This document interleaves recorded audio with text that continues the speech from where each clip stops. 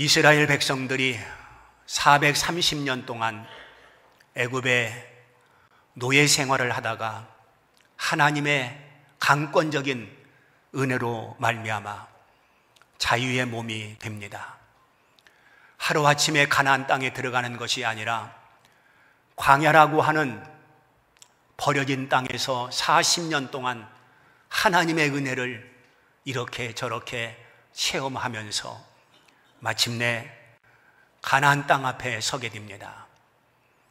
이스라엘 백성들을 이끌던 모세는 역사의 뒤안길로 사라지고 모세가 안수한 여호수아가 이스라엘 백성들의 선봉에 서서 요단강을 건너 가나안 땅에 진입했을 때 그들의 앞을 가로막고 있었던 것은 철옹성으로 알려져 있는 여리고성이었습니다. 여리고성과 싸워서 이기지 아니하면 지금까지 가나안 땅의 모든 환상은 숲으로 돌아가 버리고 마는 것입니다. 이런 절박한 상황 속에서 하나님께서 이스라엘 백성을 붙들고 어떻게 역사하시는가 하는 것을 오늘 함께 나눠보려고 하는 것입니다.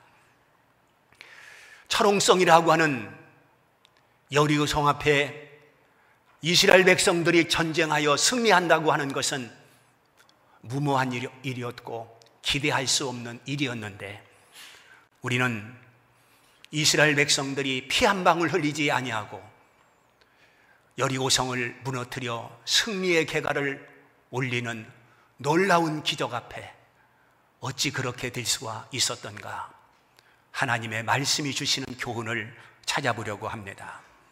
첫째는 확신입니다. 즉 믿음을 가져야 된다는 말입니다. 2절에 기록된 말씀을 보면 여호와께서 여호수아에게 이르시되 보라 내가 여리고와 그 왕과 용사들을 네 손에 넘겨주었으니 라고 말씀하고 있습니다. 지금 이스라엘 백성들은 두려움과 공포 그 자체였습니다. 여리고와 전쟁을 한다고 하는 것은 이것은 이스라엘 백성들로서는 무모한 일이었고 감당할 수 없는 일이었습니다. 전쟁이 애들 장난이 아닙니다. 죽느냐 사느냐 하는 피 흘림이 바로 전쟁이지 않습니까? 이스라엘 백성들 입장에서는 전쟁을 피할 수만 있으면 피하고 싶었을 것입니다. 왜 그렇습니까? 이스라엘은 군대가 없습니다. 또한 이스라엘은 430년 동안 노예 생활을 하다 이제 겨우 풀려난 지 얼마 되지 않기 때문에 그들에게는 무기도 없습니다. 그런데 어떻게 여리고성과 전쟁을 할 수가 있겠습니까? 그들이 근심과 걱정 혹은 안절, 부절, 초조, 불안 이러한 어려움 속에 쌓여 있을 때에 하나님께서 모세에게 이렇게 말씀하십니다. 내가 여리고와 그 왕과 용사들을 네 손에 주었다는 것입니다. 아직 전쟁도 하기 전에 하나님께서는 여호수아에게 이기는 전쟁이라고 하는 것을, 그리고 여리고성은 반드시 무너진다고 하는 것을 하나님께서 확인시켜 주신 것을 알 수 있습니다. 여호수아는 하나님께로부터 그런 약속을 받고 난 다음에 두려움에 공포에 질려 있는 이스라엘 백성들에게 외쳤을 것입니다. 여러분, 하나님께서 여리고 땅을 우리에게 주신다고 말씀했습니다. 여리고 왕도 여리고의 용사들도 우리 손에 넘겨주겠다고 약속했습니다. 그 하나님은 홍해를 가르신 하나님이시고 광야에서 만나로 우리를 먹이신 하나님이지 않습니까? 그 하나님을 의심하지 말고 그 하나님을 붙들고 우리가 담대히 약속 앞에 섭시다. 아마 여호수아는 그렇게 외쳤을 것입니다. 사실 이스라엘 백성들이 그 가나안 땅에서 의지할 것이라고 하는 것은 하나님밖에 없었습니다. 가나안 땅에 그들이 입성해서 누구를 의지할 수 있었겠습니까? 오직 하나님밖에 없었어요. 그런데 그 하나님께서 이긴다고 약속을 해주셨기 때문에 이스라엘 백성들은 너무너무 감격해서 그 하나님 말씀대로 우리가 따라, 하나님이 시키는 대로 우리가 순종하자, 그런 결의가 생겼을 것입니다. 이스라엘 백성들은 하나님께서 이겨주시겠다고 하는 그 약속을 믿고 자신감이 생겼을 것입니다. 무슨 일을 할 때에 어떤 일이든 그런 확신이 참 중요합니다. 이길 수 있다는 믿음이 중요한 것입니다. 보통 큰 벽 앞에는 좌절을 하면서 될 수 없다라고 쉽게 포기하는 경향이 사람들에게 있습니다.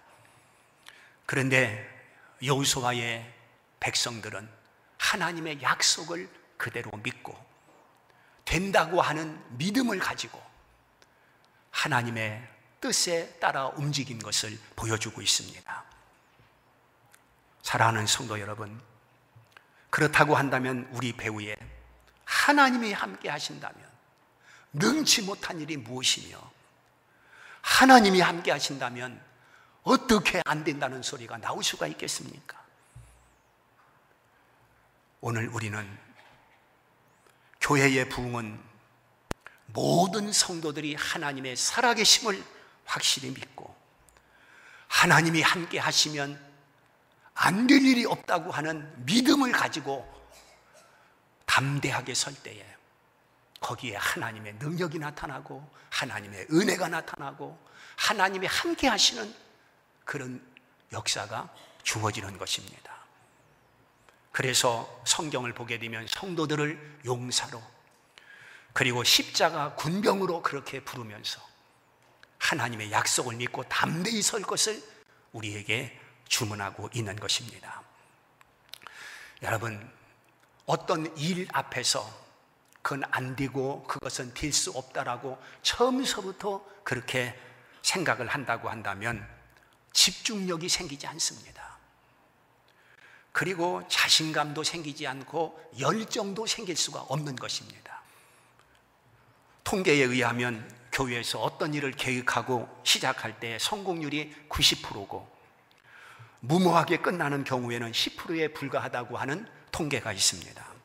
그런데 교회들마다 무모하게 끝나는 10% 때문에 해야 할 일을 하지 못하는 일들이 얼마나 많은지 모릅니다.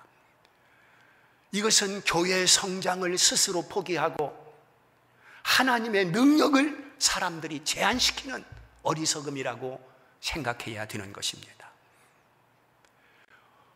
하나님의 거룩한 목적을 세워놓고 우리 성도들이 믿음으로 담대하게 그 일을 시작할 때에 결과적으로 하나님께서 하게 하시는 그런 은혜를 성도들이 경험할 수 있지만은 처음에서부터 안 된다고 포기해버리고 될 수 없다고 성도들이 뒤로 물러서면 교회는 한치도 발전, 부흥할 수가 없는 것입니다. 어떻게 성장할 수가 있겠습니까? 하나님의 능력을 믿는다면 그 능력을 붙들고 담대하게 서서 하나님이 하시는 일을 교회가 경험하고 하나님이 하시는 일을 성도들이 체험할 수 있는 그런 기회를 가져야 되는 것입니다. 아무 일도 안 하면 하나님은 역사하지 않습니다. 아무 일도 안 하면 하나님도 잠잠하시는 것입니다. 그러나 큰 목표를 정해놓고 성도들이 그것을 이루기 위해서 성도들이 말씀을 붙들고 기도를 붙들고 그리고 성도들이 하나님께서 하게 하신다는 믿음을 가지고 나가면 우리는 하나님이 하시는 그 역사를 체험할 수 있는 것이고 결과적으로 하나님을 높이고 하나님을 세울 수 있는 교회가 될 수가 있는 것입니다. 그래서 성도들에게 믿음이 필요한 것입니다. 확신이 필요한 것입니다. 그리고 두 번째는 연합을 말씀하고 있습니다. 3절에 보면 모든 군사는 그 성을 둘러 성 주위를 매일 한 번씩 돌되 엿새 동안을 그리하라, 이렇게 말씀하고 있습니다. 여기 모든 군사는 이란 말씀이 중요합니다. 하나님은 이스라엘 백성들이 한 목적을 향해 함께 움직이는 것을 보고 싶어 하셨습니다. 하나님의 원대한 계획에 내 형편만을 생각하고 인간적인 계산을 하게 되면 하나님의 그 목적을 결코 성취할 수가 없습니다. 나는 어리기 때문에 동참할 수 없다. 나는 나이가 많기 때문에 동참할 수 없다. 나는 가진 것도 없고 배운 것도 없고 또한 힘도 없기 때문에 동참할 수 없다. 여리고성이 우리 힘으로 무너질 수가 있겠느냐. 괜히 어리석은 짓 하지 말아라. 이런 불신앙, 이것이 동참을 방해할 수가 있습니다. 이렇게 저마다 핑계를 댄다고 한다면 여리고성은 결코 무너질 수 없습니다. 힘을 합해도 철옹성 여리고성이 무너지기가 어려운데, 이렇게 힘이 분산되고 생각이 나뉘어지고 연합이 되지 못하고 하나가 되지 못한다고 한다면 어떻게 여리고성을 무너뜨릴 수가 있겠습니까? 집중해야 되는 것입니다. 한 목적에 힘을 합해야 되는 것입니다. 그래야 거기서 하나님의 능력이 나타나는 것이고, 성도들이 마음이 하나 될 때에 그 하나 된 힘이 여리고성이 무너짐으로 드러날 수가 있다는 것입니다. 오늘 본문 말씀을 보게 되면 하나님께서는 남녀노소를 불문하고 모두에게 동원령을 내렸습니다. 한 사람도 구경꾼으로 남기를 하나님은 원치 않고 있다는 사실입니다. 같이 땀을 흘리고 같이 고생을 하고, 이것이 교회 공동체의 모습임을 우리에게 그림으로 보여주고 있는 것입니다. 여러분, 전쟁은 무섭습니다. 전쟁은 죽음입니다. 목이 잘려나가고 팔뚝이 잘려나가고 다리가 달려나가는 피 흘림이 바로 전쟁입니다. 누구든지 다 동참하고 싶지 않을 것입니다. 모두가 다 도망자가 되고 싶을 것입니다. 그러면 이스라엘 존재는 없어지는 것입니다. 바로 하나님의 일이 그렇다는 것입니다. 하면 힘들어요. 하면 돈 들어가요. 그러나 하나님의 일이기 때문에 동참해야 되는 것이고, 함께 무거운 짐을 짊어지고 함께 땀을 흘려야 되는 것입니다.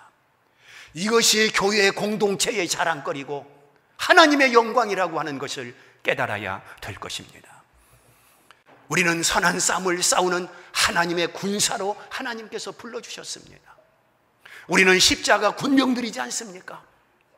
그러므로 싸움을 포기하는 것이 아니라, 전쟁터를 마다하는 것이 아니라, 우리는 끊임없이 마귀와 싸워야 되는 것이고, 목적을 성취하기 위해서 연합해야 된다고 하는 것을 본문에서 말씀하고 있는 것입니다. 하나님의 일이란 어떤 특정한 사람만 하는 것은 결코 아닌 것입니다. 교회 일을 목사나 장로의 전용물이 아니라, 잘나고 똑똑한 사람만 교회 일을 하는 것이 아니라, 하나님이 나를 부를 때에는 반드시 하나님께서 목적을 가지고 부르시기 때문에, 바로 내가 미약하지만 부족하지만 가진 것이 없지만 배운 것이 없지만 하나님은 나를 통해서 하나님의 거룩한 뜻이 성취되기를 기대하고 계시는 것입니다. 그러므로 우리는 구경꾼으로 남아 있으려고 하지 말고, 무거운 짐이기 때문에 피하려고 하지 말고, 함께 동참할 수 있는 성도들이 되어야 되는 것입니다. 여러분, 여리고 작전에 있어서 뒷짐지고 그냥 따라다닌 백성들이 훨씬 더 많습니다.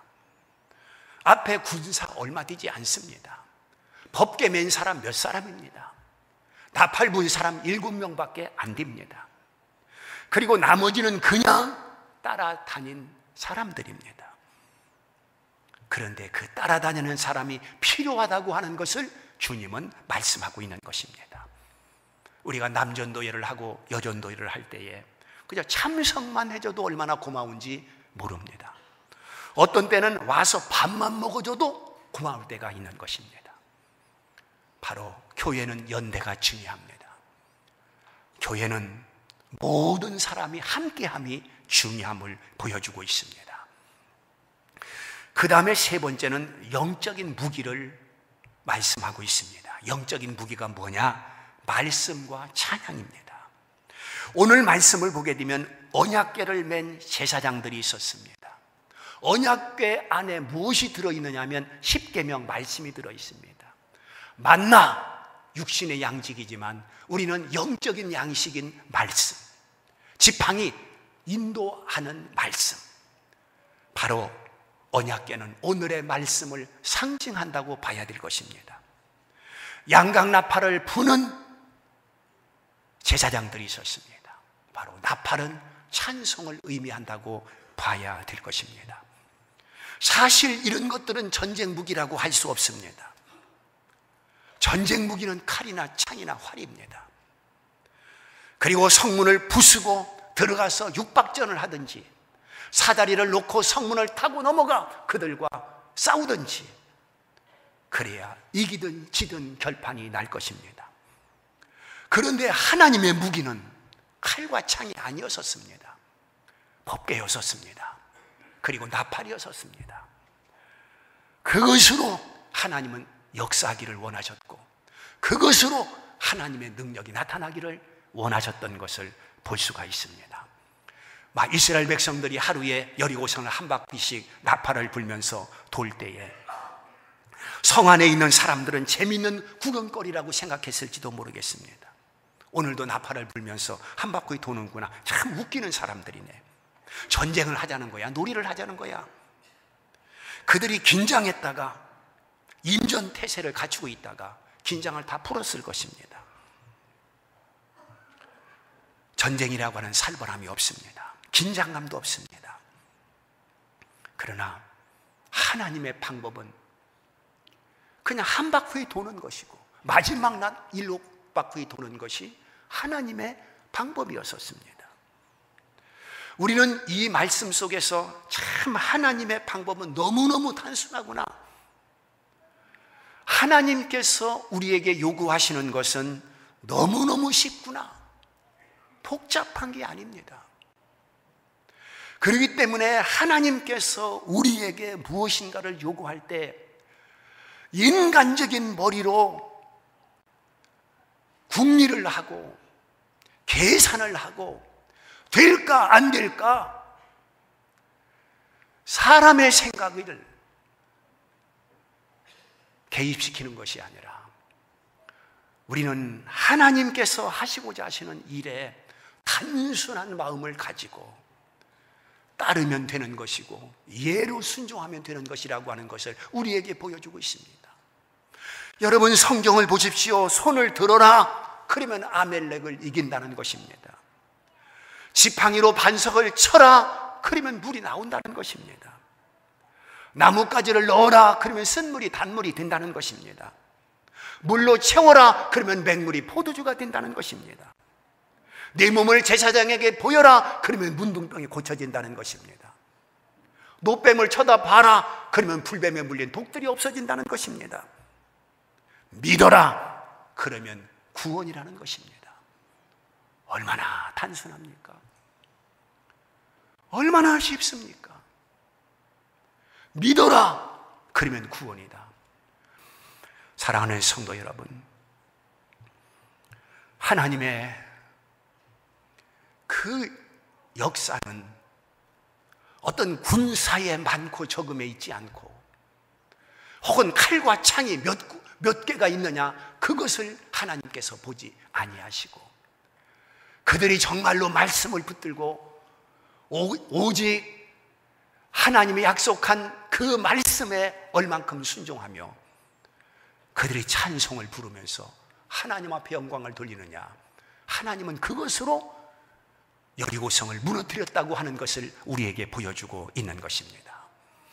마지막 네 번째는 침묵입니다. 즉 과묵과 외침입니다. 과묵이라고 하는 것은 말이 적고 침착하다는 뜻입니다. 과묵과 외침입니다. 10절에 보면 여호수아가 백성에게 명령하여 이르되 너희는 외치지 말며 너희의 음성을 들리게 하지 말며 너희 입에서 아무 말도 내지 말라. 그리하다가 내가 너희에게 명령하여 외치라 하는 날에 외칠지니라 그랬어요. 이스라엘 백성들에게 침묵 명령을 먼저 내립니다. 과묵하라는 것입니다. 교회 운동은 말이 없어서 안 되는 것이 아니라 말이 많기 때문에 시험 들고 상처받는 일들이 얼마나 많은지 모릅니다. 만약에 여리고성을 한 바퀴씩 돌라 할 때에 자유롭게 말을 하도록 내버려 두었다면 그들이 무슨 말을 했겠습니까? 부정적인 말이 본물 터지듯 터져나왔을 것입니다. 돈다고 되겠느냐? 우리가 3일 돌고 4일 돌았는데 무너질 조짐이 보이느냐? 우리가 속았다, 포기하자, 그만두자. 결국 실패하고 말았을 것입니다. 그래서 하나님께서는 부정적인 말을 하지 못하도록 침묵명령을 내린 것입니다. 말씀을 보게 되면 외치지 말라는 것이 아니라 외치라고 할 때 외치라는 것입니다. 다시 말씀드리면 말은 시와 때와 장소를 가려서 해야 된다는 것입니다. 할 말이 있고 해서는 안 될 말이 있는 것입니다. 그리고 하나님께서 외치라고 할 때 외치면 하나님께서 함께 하신다는 것입니다. 본문 말씀을 보게 되면 크게 소리질러 외치니 성벽이 무너져 내린지라 그랬습니다. 외치니 성벽이 무너져 내렸다는 것입니다. 예수님의 이름으로 명령한다, 무너져라. 예수님의 이름으로 명령한다, 물러가라. 예수님의 이름으로 명령한다, 일어나라. 이렇게 외칠 때 역사가 일어나는 것입니다. 이게 하나님의 방법입니다. 우리는 과묵해야 됩니다. 아무 때나 우리가 말을 하는 것이 아니라 이제 정말로 외칠 때 외쳐야 역사가 일어나는 것입니다. 철옹성이라고 하는 여리고성은 마침내 무너졌습니다. 안 무너질 것 같은 여리고성이 무너진 것입니다. 여러분, 세계 역사를 보십시오. 남유다를 멸망시킨 바벨론, 안 무너질 것 같았지만 바벨론도 무너지더라고요. 바벨론은 익은 페르시아, 안 무너질 것 같지만 무너지더라고요. 무너집니다. 안 될 것, 불가능할 것 같지만은 역사를 하나님이 쥐고 움직이기 때문에 하나님이 하시는 일을 누가 막을 수가 있겠습니까? 여러분, 로마는 세계 인구 5분의 1을 다스리던 나라입니다. 로마도 멸망을 하더라고요. 오늘 우리 앞에 태산 같은 여리고성이 우리 앞을 가로막고 있습니다. 우리는 그 앞에서 울기도 하고 그 앞에서 좌절하기도 하고 그 앞에서 실망하기도 하면서 지금까지 살고 있지 않습니까? 그러나 여러분 앞을 가로막고 있는 태산 같은 여리고성도 반드시 무너집니다. 무너질 수밖에 없습니다. 여리고성이 무너졌듯이 오늘 우리의 여리고성도 무너지는 것입니다. 좌절하지 마세요. 낙심하지 마세요. 이스라엘 백성들이 어떻게 해서 여리고성이 무너진지 그것만 붙들고 나가십시오. 그럼 오늘의 여리고성도 무너질 것입니다. 승리할 것입니다. 주의 이름으로 승리하기를 축원합니다.